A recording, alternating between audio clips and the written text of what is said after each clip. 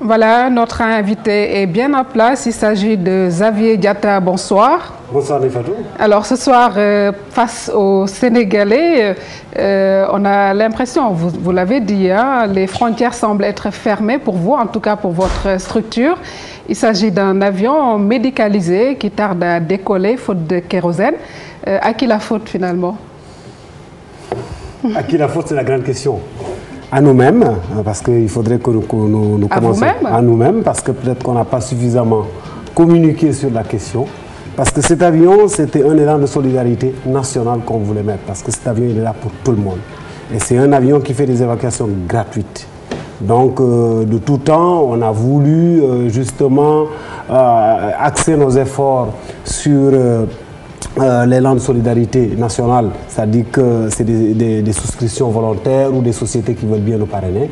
Mais voilà, donc justement, on n'a peut-être pas beaucoup communiqué sur la question. Alors, est-ce qu'on peut parler alors de faute de sponsors par rapport à cela? Oui, aujourd'hui, le seul avion médicalisé d'ailleurs de la sous-région, qui est celui de Secours Aérien Sans Frontières, qui est là depuis pratiquement 4 ans, il est arrêté parce que justement, on n'a plus de carburant pour pouvoir évacuer. Là, on est en plein hivernage, les demandes sont là, mais malheureusement, on n'a plus de budget. Et depuis combien de temps l'avion n'a pas décollé? L'avion n'a pas décollé depuis 10 jours maintenant. Depuis 10 jours, il n'a pas décollé. L'avion, oui, il y a 10 jours, il a fait sa dernière évacuation sanitaire. Et voilà, on a fini notre stock de carburant. Et vous évaluez actuellement combien de patients dans l'attente? Ah non, cet élan de solidarité. Vous savez, de prime abord, moi je ne m'occupe pas un peu de ce volet-là parce que l'avion, comment il marche? C'est-à-dire que si, par exemple, à l'intérieur du Sénégal ou n'importe où au Sénégal, il y a une évacuation, c'est-à-dire des pathologies très lourdes, en ce moment, c'est le médecin ou l'infirmier en poste qui prend contact avec le médecin de tri qui est basé à Tambacounda. Et c'est ce médecin de tri, après avoir discuté justement avec le médecin demandeur de l'évacuation, qu'eux, ils apprécient et ils disent telle personne doit être évacuée. Et en général, vous prenez en charge quel genre de pathologie? Des pathologies très lourdes. Généralement, c'est des AVC, c'est des accidents, c'est des accidents de la circulation, c'est des femmes qui ont des difficultés à accoucher et dont les structures médicales régionales ou locales ne peuvent pas prendre en charge. En ce moment, on fait appel à cet avion-là parce que l'évacuation, encore une fois, elle est gratuite pour le patient. Alors, elle est gratuite, mais c'est un avion, à mon sens, que vous détenez ou vous rendez des comptes à d'autres? Non, en fait, cet avion, quand on a voulu lancer justement cet élan de solidarité, comme je vous l'ai dit, nous avions un mécène qui nous a dit, écoutez, si vous voulez faire de l'humanitaire pur et dur, moi, je peux vous aider. Il a acheté cet avion et il nous a mis cet avion à disposition pour 1 € symbolique l'année. Donc cet avion, il est là. Tant que le Sénégal en a besoin, cet avion sera là. C'est 1 € symbolique l'année. On vient d'ailleurs de renouveler le bail pour 3 ans. Et voilà. Donc vous avez renouvelé le bail, ça veut dire que vous allez continuer vos opérations? Notre ambition, justement, Nefatou, notre ambition, justement, c'est de continuer.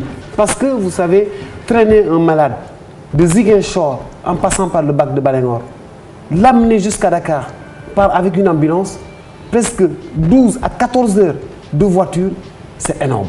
C'est important, donc cet élan de solidarité a bien sûr un coût, mais on a envie de vous demander combien de rotations vous faites. C'est par semaine, c'est quoi la périodicité? La périodicité dépend justement des cas. Des demandes? Des demandes.